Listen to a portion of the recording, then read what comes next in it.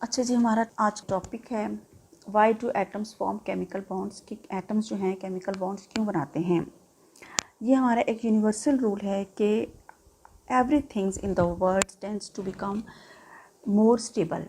ठीक है, तो अब एटम्स भी, एटम क्या करते हैं, स्टेबिलिटी अचीव करने के लिए अटेनिंग इलेक्ट्रॉन्स करते हैं, ये नोबल गैस को अटेन करने के लिए, क्योंकि नोबल गैस जो होती हैं वो उनका आउटर मोस्ट शेल जो होता है वो कंप्लीट होता है। आउटर मोस्ट शेल क्या होता है, किसी भी एटम का बाहर वाला शेल्स जहाँ पर इलेक्ट्रॉन्स जो हैं वो 8 होने चाहिए कंप्लीट। जब अगर आउट हो जाते हैं इसकी इट्स मीन कि वो एटम जो है वो कंप्लीट है, ठीक है, वो स्टेबल है। अब उसको ना उसने कोई इलेक्ट्रॉन किसी से लेना है और ना ही किसी को देना है।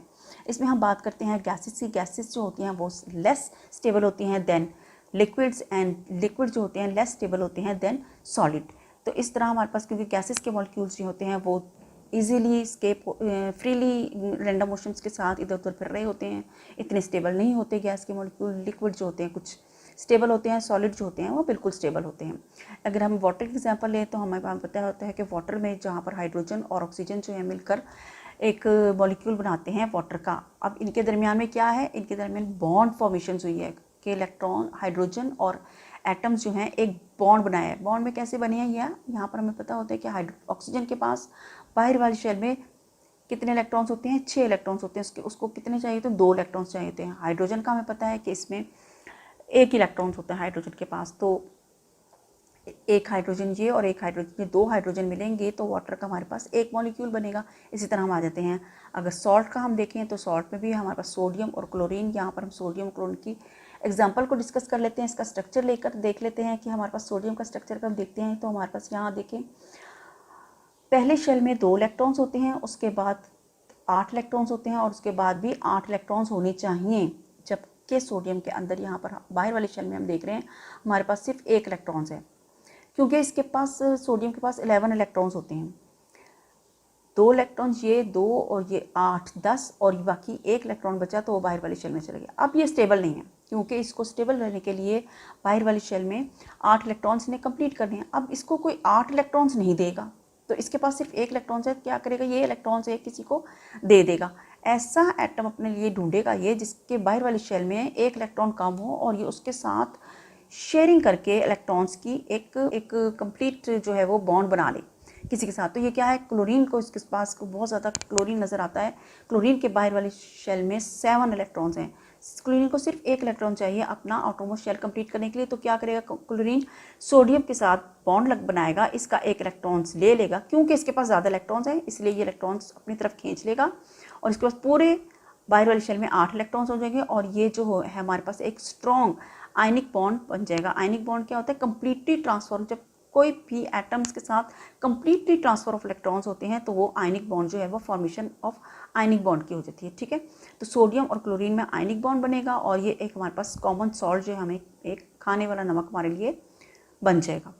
अब अगर हम एग्जांपल लेते हैं, चलें अब आप एग्जांपल यहाँ ये इधर की इसकी ले लेते हैं, हाइड्रोजन की लेते हैं। हाइड्रोजन में क्या हो रहा है कि हमारे पास यहाँ पर ड्यूप्लेट रूल्स। अच्छा, इसमें ये भी आपको बता दूं कि 2 रूल्स होते हैं, एक ड्यूप्लेट और एक ऑक्टेट रूल जो होते हैं वो फॉलो करते हैं किसी भी एटम्स की स्टेबिलिटी के लिए। छोटा एटम होता है उसके कम इलेक्ट्रॉन्स होते हैं, बड़ा एटम होगा जितना उसके इलेक्ट्रॉन्स उतने बढ़ते जाएंगे, इलेक्ट्रॉन्स जो है वो का साइज़ जो है वो इंक्रीज़ होता जाएगा। अब यहाँ पर मैं आपको एग्जांपल ड्यूप्लेट की एग्जांपल हम ले लेते हैं हाइड्रोजन की। हाइड्रोजन के पास सिर्फ 1 इलेक्ट्रॉन होता है बाहर वाली शेल में।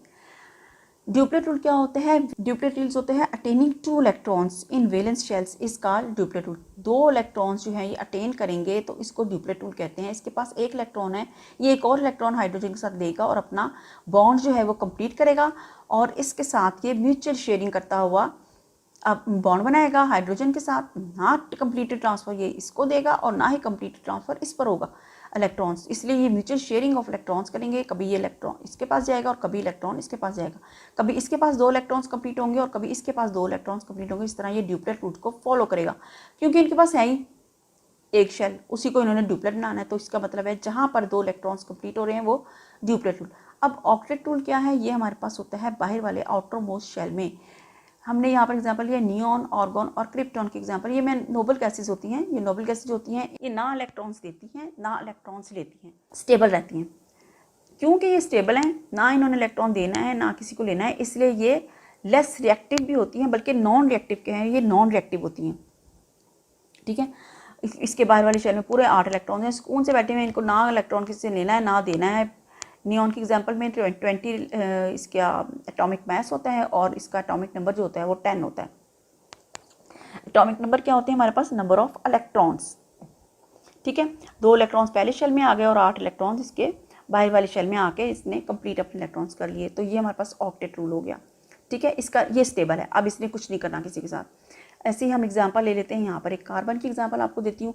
कार्बन में क्या हो रहा है, अब देखें यहाँ क्या था, बाहर वाली शेल में 1 इलेक्ट्रॉन्स था, इसके पास 7 इलेक्ट्रॉन्स थे, इसको चाहिए थे इलेक्ट्रॉन अपना देकर इसके साथ आयनिक बॉन्ड बना लिया। इसके पास क्या है, 1 इलेक्ट्रॉन है, इसके पास भी 1 इलेक्ट्रॉन है, इसने डुप्लेट रूल कंप्लीट कर लिया। इसके पास क्या है, 8 इलेक्ट्रॉन्स कंप्लीट है, ये स्टेबल है, इसने कोई शेयरिंग ना करनी है, ना लूज़ करना है इलेक्ट्रॉन्स, ना किसी को देना है ना किसी को लेना है, इसलिए ये नॉन रिएक्टिव है और इसलिए इनको नोबल गैसेस भी कहते हैं।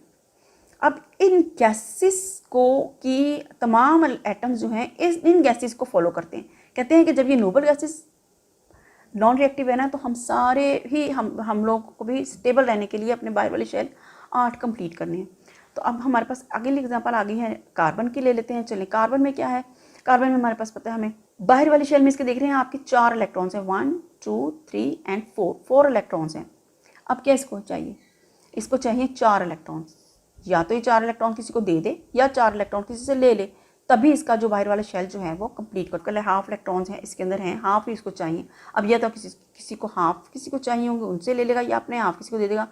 तो ये हमारा था स्टूडेंट्स, हमने आज पढ़ा कि क्या एटम्स जो हैं वो क्यों केमिकल बॉन्ड्स बनाते हैं, क्योंकि simple due to stability, universe में स्टेबल रहने के लिए इनको बॉन्ड्स जो हैं वो बनाने पड़ते हैं। सोडियम और क्लोरीन में बॉन्ड बनता है, इस तरह मुख्तलिफ एटम्स हैं, बहुत से एटम्स हैं जो आपस में बॉन्ड बनाते हैं ड्यू टू देयर स्टेबिलिटी।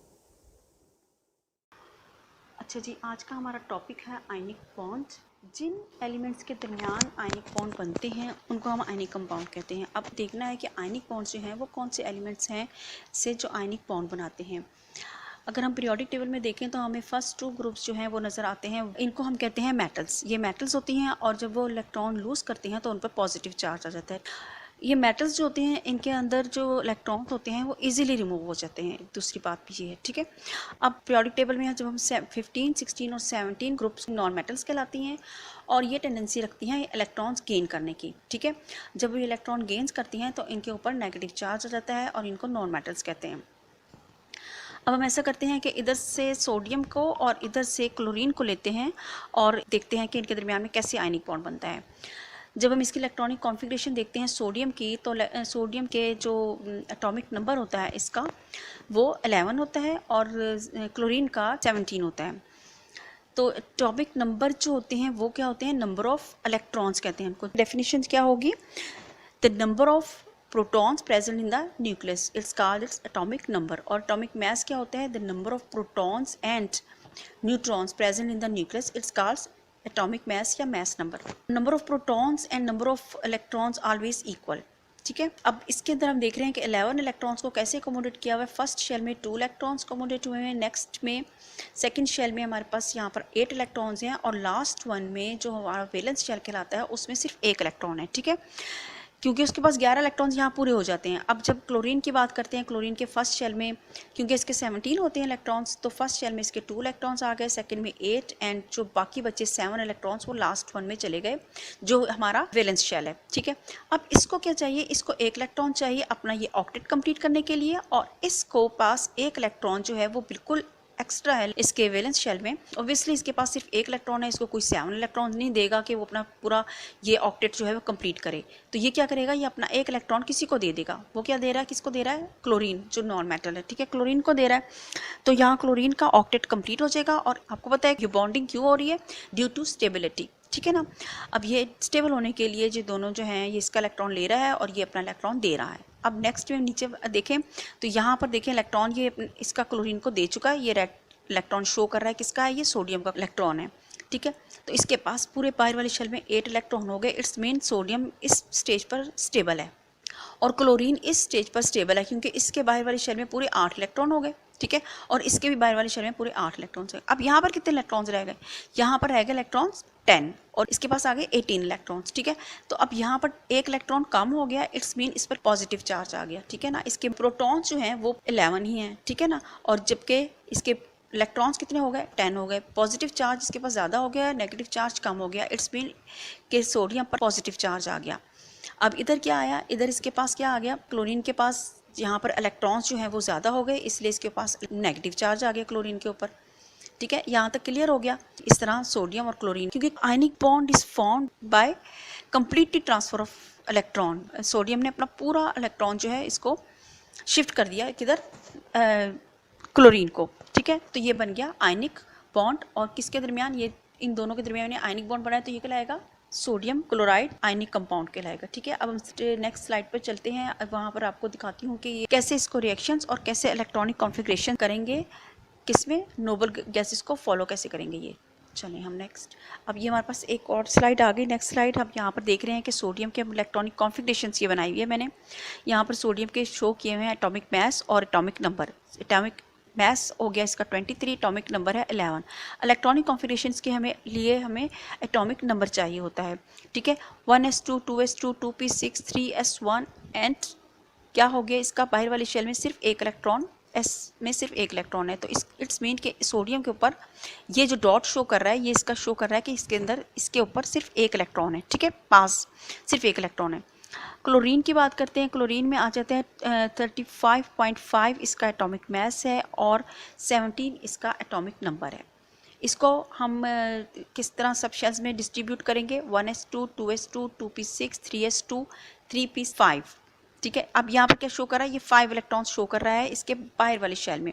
तो यहाँ पर हमारे पास आ गए 2, 2, 6 और ये अब एक इलेक्ट्रॉन इसको चाहिए। अब ये क्या करेगा, सोडियम से अपना एक इलेक्ट्रॉन लेकर इसको अपने पूरे शेल को कंप्लीट करेगा, ठीक है। यहाँ पर दिखा रहे हैं आपके कैसे ये इलेक्ट्रॉन जो है वो इसको दे रहा है। ये सोडियम के ऊपर इलेक्ट्रॉन शो कर रहा है, सोडियम के ऊपर पॉजिटिव चार्ज आ रहा है, इलेक्ट्रॉन माइनस हो रहा है, इलेक्ट्रॉन निकल रहा है इसमें से, ठीक है। इलेक्ट्रॉन यहाँ से निकल रहा है और इसके ऊपर पॉजिटिव चार्ज आ रहा है। पॉजिटिव चार्ज क्यों आ रहा है, क्योंकि इसके अंदर प्रोटॉन्स की तादाद जो है वो अब इलेक्ट्रॉन से ज़्यादा हो रही है। और यहाँ पर क्या हो रहा है, क्लोरीन्स में, क्लोरीन के अंदर एक इलेक्ट्रॉन, ये वाला इलेक्ट्रॉन जो इसने छोड़ा था वो ये एक्सेप्ट कर रहा है क्लोरीन।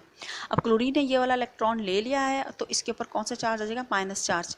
अब क्या यहाँ पर क्यों, क्योंकि इसके पास इलेक्ट्रॉन्स की तादाद जो है वो ज़्यादा हो रही है, इसलिए इसके ऊपर नेगेटिव चार्ज आ रहा है। तो इस तरह ये सोडियम और क्लोरीन जो है आपस में मिलकर आयनिक बॉन्ड बना रहे हैं और इसको सोडियम क्लोराइड को आयनिक कंपाउंड कहेंगे। तो ये था हमारा आयनिक कंपाउंड। आयनिक बॉन्ड कैसे बनते हैं, आयनिक बॉन्ड बनते हैं completely transfer of electrons from one atom to another atom, इसको आयनिक कंपाउंड्स कहते हैं। ठीक हो गया। तो ये था हमारा आज का लेक्चर। पीछे जाते हैं, ये देखते हैं कि हमने आयनिक बॉन्ड बनवाए, दो ग्रुप्स लिए। जो फर्स्ट और सेकंड ग्रुप होता है उसको मेटल्स कहते हैं। इलेक्ट्रॉन लूज टेंडेंसी रखते हैं, इलेक्ट्रॉन लूज करने की, पॉजिटिव चार्ज होता है इनके ऊपर। और ये किसके साथ अपना बनाते हैं बॉन्ड, ये नॉन मेटल्स के साथ बनाते हैं। नॉन मेटल्स में हमारे पास 15 से लेकर 17 ग्रुप्स होते हैं जिनको नॉन मेटल्स कहते हैं।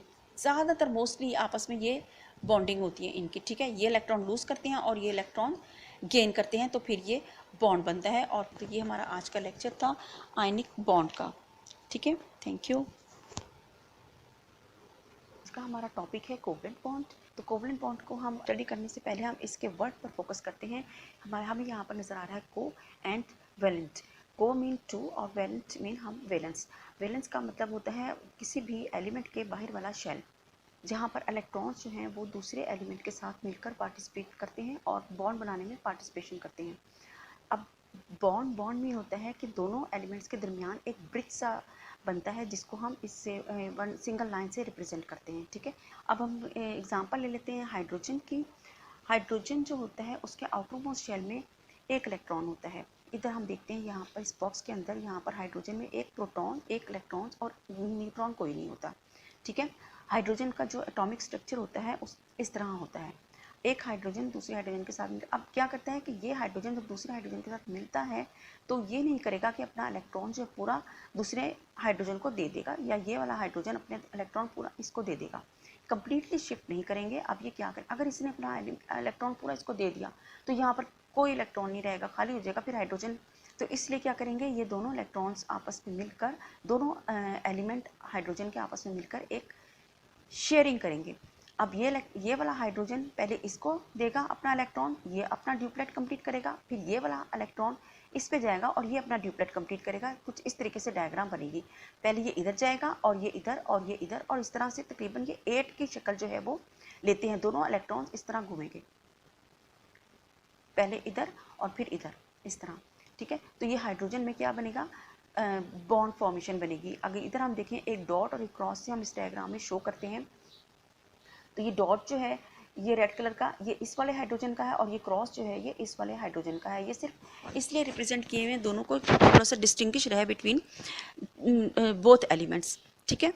तो अब ये इलेक्ट्रॉन्स और ये वाला इलेक्ट्रॉन्स, दोनों इलेक्ट्रॉन्स कभी इस वाले में जाएंगे और ये वाला इलेक्ट्रॉन्स कभी इस वाले में जाएंगे। तो दोनों इस तरह अपना एक म्यूचुअल शेयरिंग करते हुए अपने अपने जो ड्यूप्लेट हैं उनको कंप्लीट करेंगे।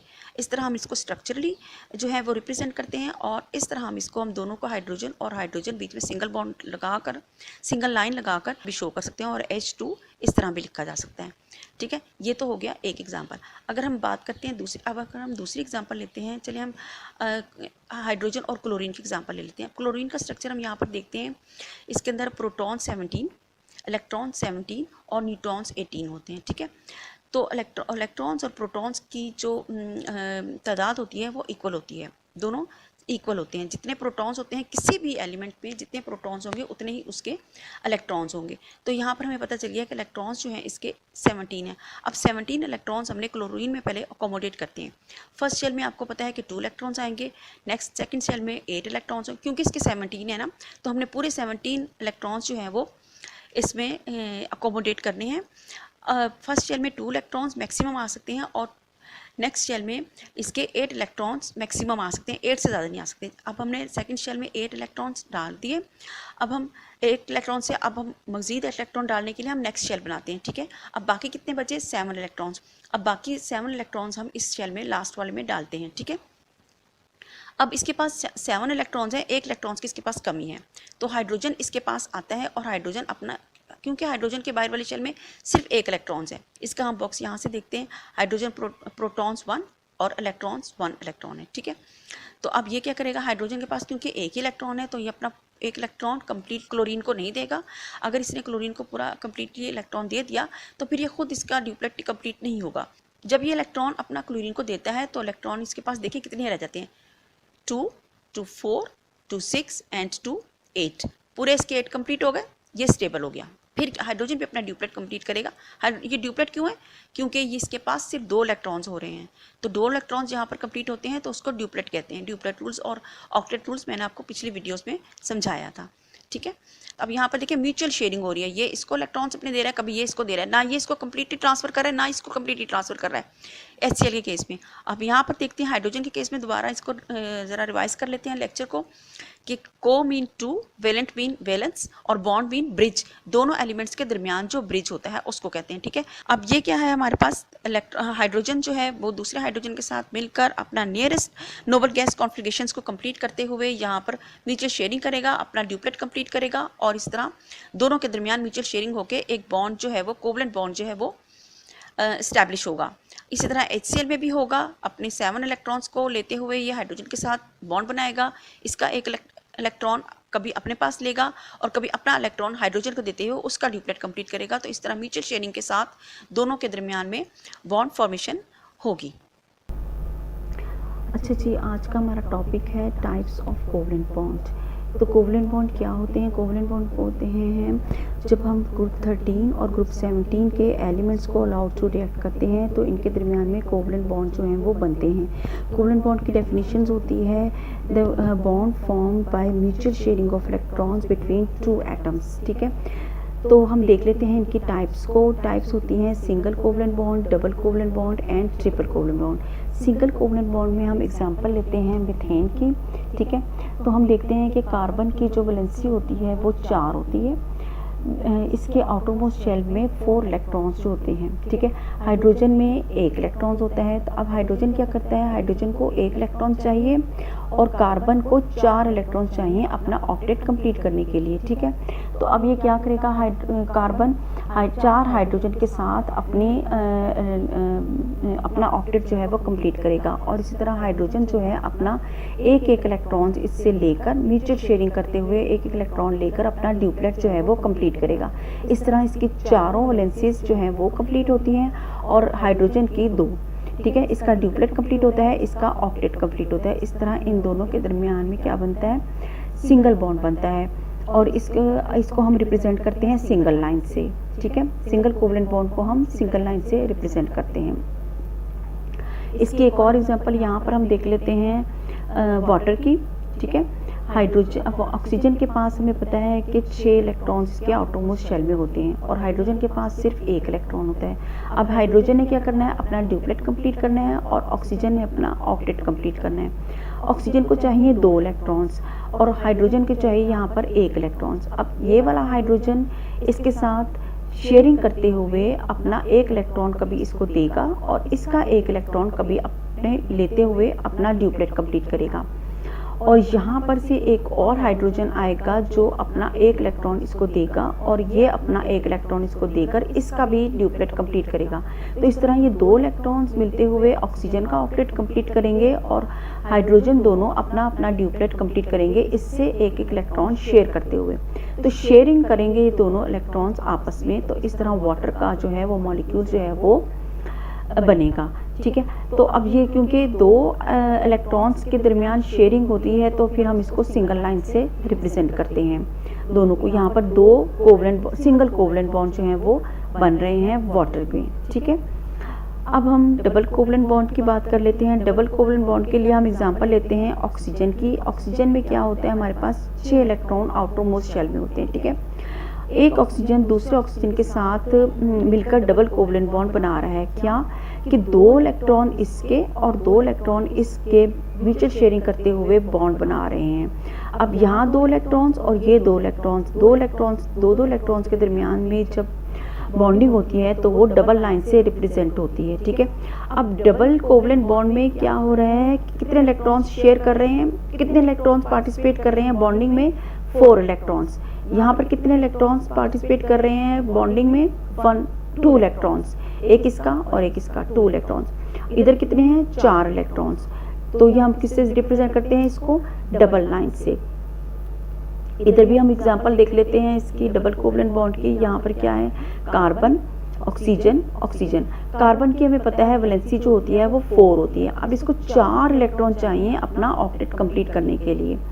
तो क्या करेगा, ऑक्सीजन को कितने चाहिए, यहाँ पर 2 इलेक्ट्रॉन चाहिए और इधर ऑक्सीजन को चाहिए 2 इलेक्ट्रॉन्स। अब ये ऑक्सीजन जो है अपनी इधर से इसको 2 इलेक्ट्रॉन्स देगा और इसका ऑक्टेट कंप्लीट करवाएगा, ठीक है, 8 इलेक्ट्रॉन। फिर ये वाला ऑक्सीजन भी इसको 2 इलेक्ट्रॉन्स देगा और इसका ऑक्टेट कंप्लीट करवाएगा।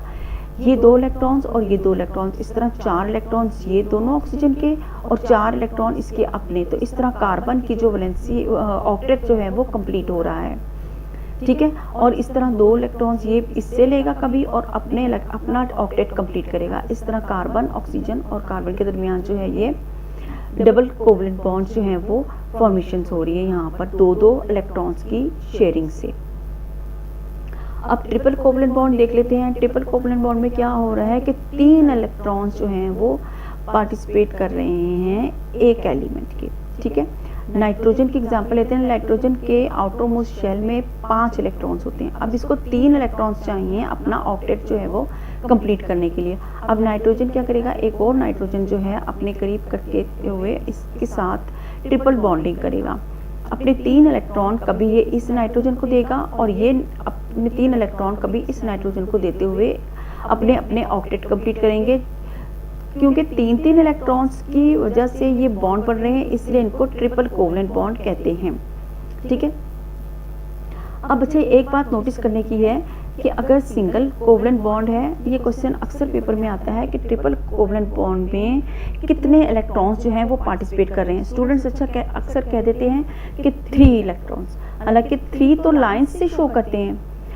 इलेक्ट्रॉन्स इसमें शेयर कर रहे हैं कितने, 6 इलेक्ट्रॉन्स, 2, 4 और ये 6 इलेक्ट्रॉन्स जो हैं वो पार्टिसिपेट कर रहे हैं इस बॉन्ड फॉर्मेशन में, ट्रिपल कोवलेंट बॉन्ड में, ठीक है। डबल कोवलेंट बॉन्ड में 4 इलेक्ट्रॉन्स, सिंगल कोवलेंट बॉन्ड में 2 इलेक्ट्रॉन्स पार्टिसिपेट कर रहे हैं, ये बात याद रखनी है, ठीक है। ये हमने नाइट्रोजन की है और इसको हम किससे जाहिर करते हैं, ट्रिपल लाइन से। नेक्स्ट स्लाइड पे देखते हैं। अच्छा, अब यहाँ पर आ गया व्हाट आर लोन पेयर और बॉन्ड पेयर इलेक्ट्रॉन्स। अब लोन पेयर और बॉन्ड पेयर इलेक्ट्रॉन्स क्या होते हैं, a pair of electrons in a covalent bonds are called a bonding pair. Mean कि अब ये हाइड्रोजन है, ये भी हाइड्रोजन, ये ऑक्सीजन। अब देखिए ये क्रॉस जो है ना, ये शो कर रहा है हाइड्रोजन के इलेक्ट्रॉन्स को, और ये डॉट जो है ये शो कर रहा है ऑक्सीजन के इलेक्ट्रॉन को। अब हाइड्रोजन का एक इलेक्ट्रॉन और ऑक्सीजन का एक इलेक्ट्रॉन बॉन्ड बना रहे हैं, ठीक है। इधर हाइड्रोजन का एक इलेक्ट्रॉन, ऑक्सीजन का एक इलेक्ट्रॉन बॉन्ड बना रहे हैं। जिन इलेक्ट्रॉन्स की वजह से बॉन्ड फॉर्मेशन हो रही है वो बॉन्डिंग इलेक्ट्रॉन कहलाएंगे, ठीक है। अब यहाँ पर ये दो तो बॉन्ड बना रहे हैं, अब ये दो क्या कर रहे हैं, ये दोनों ऐसे ही हैं, मतलब कि इनके साथ कोई बॉन्ड नहीं बन रहा, ठीक है। तो इनको हम क्या कहते हैं, ये लोन पेयर होते हैं जिनके साथ बॉन्डिंग नहीं हो रही होती। Pairs of electrons that are not involve in bonding are called lone pair, ठीक है। जो बॉन्ड फॉर्मेशंस में इन्वॉल्व नहीं होते उनको लोन पेयर कहते हैं, और जो बॉन्डिंग बना रहे होते हैं उनको बॉन्डिंग इलेक्ट्रॉन्स कहते हैं। इधर हम यहाँ पर अमोनिया के एग्जांपल देख लेते हैं। अमोनिया में क्या हो रहा है, यहाँ के NH3, ठीक है। अब हमें पता है कि अमोनिया के बाहर वाली शेल में 5 इलेक्ट्रॉन्स होते हैं, इसको 3 इलेक्ट्रॉन्स चाहिए अपना ऑक्टेट कंप्लीट करने के लिए। तो इसने हाइड्रोजन के साथ अपना ऑक्टेट कंप्लीट किया 3 हाइड्रोजन के साथ, ठीक है। और इसके पास एक लोन पेयर हुआ, ठीक है। एक लोन पेयर मीन कि 2 इलेक्ट्रॉन्स इसके पास फ्री हैं और 3 इलेक्ट्रॉन्स जिसके वो एंगेज्ड हो गए हैं हाइड्रोजन के साथ बॉन्डिंग में, जो इसने ट्रिपल बॉन्ड बनाए। अब जिन इलेक्ट्रॉन्स की वजह से ये बॉन्ड बन रहा है उनको हम क्या कहते हैं, बॉन्ड पेयर इलेक्ट्रॉन्स कहते हैं, ठीक है। अब यहाँ पर देख लें, इसको हम सिंगल बॉन्ड पेयर कहेंगे क्योंकि यहाँ पर सिंगल बॉन्ड बन रहा है, ठीक है ना।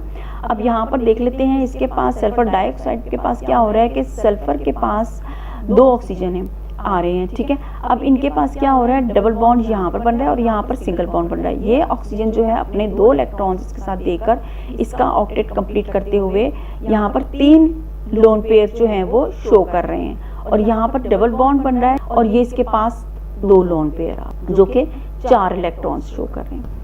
अब हम यहाँ पर भी देख लेते हैं, एक और एग्जांपल फ्लोरीन की भी देख लेते हैं। फ्लोरीन में क्या हो रहा है यहाँ पर कि इसके 2, 4, 6 और एक 7 आउटर मोस्ट शेल में 7 इलेक्ट्रॉन्स हैं। इसको 1 इलेक्ट्रॉन चाहिए अपना ऑक्टेट कंप्लीट करने के लिए। अब दूसरा फ्लोरीन भी इसके साथ आते हुए इसके साथ क्या करेगा, अपना 1 इलेक्ट्रॉन कभी इसको देगा, ये अपना 1 इलेक्ट्रॉन कभी इसको देगा। म्यूचुअल शेयरिंग करते हुए बॉन्ड फॉर्मेशन होगी, सिंगल बॉन्ड बनेगा इसके अंदर।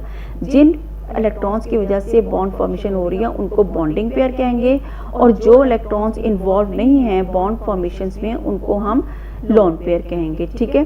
इसका यहाँ पर ऑक्टेट जो है वो कंप्लीट हो रहा है। 8 इलेक्ट्रॉन्स जो हैं वो फ्लोरीन में यहाँ पर कंप्लीट हो रहे हैं और 8 इलेक्ट्रॉन्स यहाँ पर कंप्लीट हो रहे हैं। इस तरह इसकी F2 जो है वो मॉलिक्यूल्स जो है वो फॉर्मेशन हो रही है सर, ठीक है। इधर यहाँ पर एक स्ट्रक्चर सा दिखाया हुआ है यहाँ पर कि 2 इलेक्ट्रॉन्स इसके, 2 इसके अपना ड्यूप्लेट कंप्लीट कर रहा है। ये इसका कभी ऑक्टेट कंप्लीट करवाते हैं और ये कभी अपना ड्यूप्लेट कंप्लीट करते हैं, ठीक है। अच्छा जी, आज का हमारा टॉपिक है coordinate covalent bond. Coordinate covalent bond जो होते हैं, कोवलेंट बॉन्ड की टाइप होते हैं। कोवलेंट बॉन्ड में हमने क्या देखा था, हमने 2 types of pair of bond जो हमने डिस्कस किए थे। एक थे बॉन्ड पेयर और एक थे लोन पेयर। बॉन्ड पेयर कौन से इलेक्ट्रॉन्स होते हैं, बॉन्ड पेयर वो इलेक्ट्रॉन्स होते हैं जो कोवलेंट बॉन्ड फॉर्मेशंस में पार्टिसिपेट करते हैं। जैसे कि हम नाइट्रोजन की एग्जांपल लें तो आप ये देखिए, आपको रेड डॉट और क्रॉस नज़र आ रहा है, ठीक है। ये जो रेड डॉट है ये शो कर रहे हैं नाइट्रोजन के इलेक्ट्रॉन्स को, और ये क्रॉस जो है वो हाइड्रोजन के इलेक्ट्रॉन्स को शो कर रहा है, ठीक है। नाइट्रोजन के आउटर मोस्ट शेल में 5 इलेक्ट्रॉन्स होते हैं। अब इसने अपना ऑक्टेट जो है वो कंप्लीट करना है ड्यू टू स्टेबिलिटी, ठीक है। तो ये क्या करेगा, हाइड्रोजन के 1 इलेक्ट्रॉन के साथ अपना 1 इलेक्ट्रॉन शेयर करेगा, और इस तरह 3 हाइड्रोजन के साथ ये अपने इलेक्ट्रॉन्स जो हैं 3 इलेक्ट्रॉन्स को शेयर करेगा और ये अपना ऑक्टेट कंप्लीट करेगा, ठीक है। क्योंकि इसको अपने बाहर वाली शेल में 3 इलेक्ट्रॉन्स चाहिए अपना ऑक्टेट कंप्लीट करने के लिए। तो हाइड्रोजन के पास तो सिर्फ 1 इलेक्ट्रॉन होता है, तो एक हाइड्रोजन इसको एक टाइम में 1 ही इलेक्ट्रॉन दे सकता है ना। तो इस तरह इसके पास 3 हाइड्रोजन जो है वो अप्रोच करेंगे और तीनों हाइड्रोजन अपना 1-1 इलेक्ट्रॉन इसको बारी बारी देंगे और शेयर करते हुए इसके साथ बॉन्ड बनाएंगे।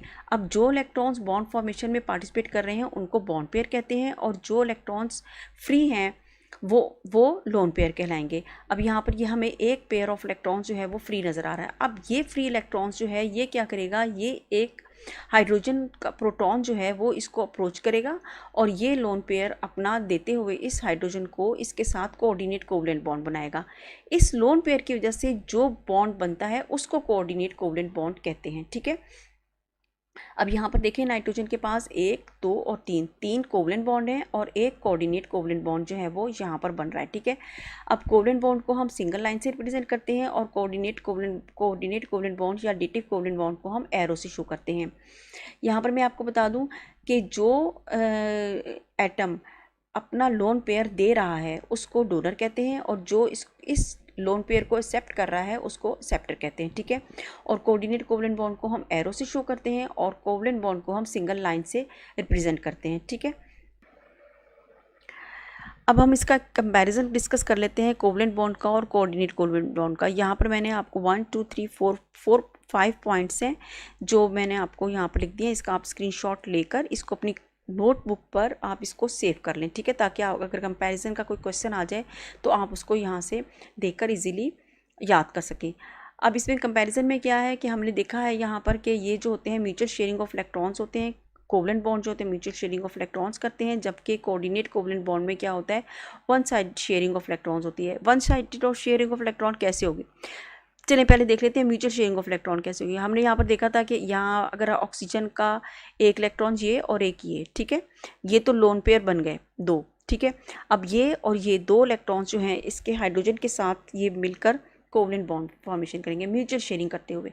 जबकि कोऑर्डिनेट कोवलेंट बॉन्ड में क्या होता है, one sided of sharing of electrons होती है। देखें यहाँ पर नाइट्रोजन और बोरोन में, बोरोन के पास देख लें बाहर वाली शेल में कितने इलेक्ट्रॉन्स हैं, ब्लू वाले जो हैं वो बोरोन के हैं 1, 2 और 3, बाहर वाली शेल में इसके 3 इलेक्ट्रॉन्स हैं। तो जब ये फ्लोरीन के साथ कोवलेंट बॉन्ड बना रहा है ना यहाँ पर, तो ये देखिए 1, 2 और 3, 2, 2 और 2 कितने हो गए, 6 हो गए। अब ये इसका मतलब है कि इसके ये अभी कोवलेंट बॉन्ड बनाने के बावजूद भी इसका ऑक्टेट जो है वो कंप्लीट नहीं हो रहा। तो इसको ये क्या करेगा, ये नाइट्रोजन के साथ अप्रोच करेगा, क्योंकि यहाँ अमोनिया के साथ अप्रोच करेगा, क्योंकि अमोनिया में हमें यहाँ पर ये 2 इलेक्ट्रॉन्स जो हैं लोन पेयर जो है हमें यहाँ पर ये फ्री इसके पास नज़र आ रहा है। तो ये क्या करेगा, इसको अप्रोच करते हुए इससे इलेक्ट्रॉन्स ये 2 अपने लेगा और अपना ऑक्टेट जो है वो कंप्लीट करेगा। इस सूरत में जो बॉन्ड बनेगा उसको कोऑर्डिनेट कोवलेंट बॉन्ड कहते हैं। तो अभी आप देख रहे हैं कि ये वन साइडेड शेयरिंग हो रही है, ठीक है। नंबर 2 पॉइंट देते हैं, फॉर्म बिटवीन सिमिलर और डिसिमिलर एटम्स। ये कोवलेंट बॉन्ड जो होते हैं सिमिलर एटम्स में भी बनते हैं और डिसिमिलर में भी। ये देख लें यहाँ नाइट्रोजन में भी बन रहा है और हाइड्रोजन ऑक्सीजन और हाइड्रोजन में भी बन रहा है, ठीक है। जबकि कोऑर्डिनेट कोवलेंट बॉन्ड जो होता है between 2 unlike atoms, coordinate covalent bond हमेशा 2 अनलाइक एटम्स के दरमियान ही बनेगा। थर्ड पॉइंट में क्या कह रहा है, मे बी पोलर और नॉन पोलर, पोलर भी हो सकता है और नॉन पोलर भी हो सकता है covalent bond. Coordinate covalent bond जो होते हैं ऑलवेज पोलर बॉन्ड ही बनते हैं, ठीक है, because it forms between unlike, क्योंकि हमेशा ये अनलाइक एटम्स के दरमियान में बनते हैं, इसलिए ये पोलर होते हैं। अब चौथे पॉइंट में क्या कह रहा है, फोर्थ पॉइंट पे, share pair of electrons are donated by short lines. हमने पहले भी बताया था मैंने आपको ये कि कोवलेंट बॉन्ड्स को हम सिंगल लाइन से सिर्फ रिप्रेजेंट करते हैं, जबकि कोऑर्डिनेट कोवलेंट बॉन्ड को हम एरो से शो करते हैं।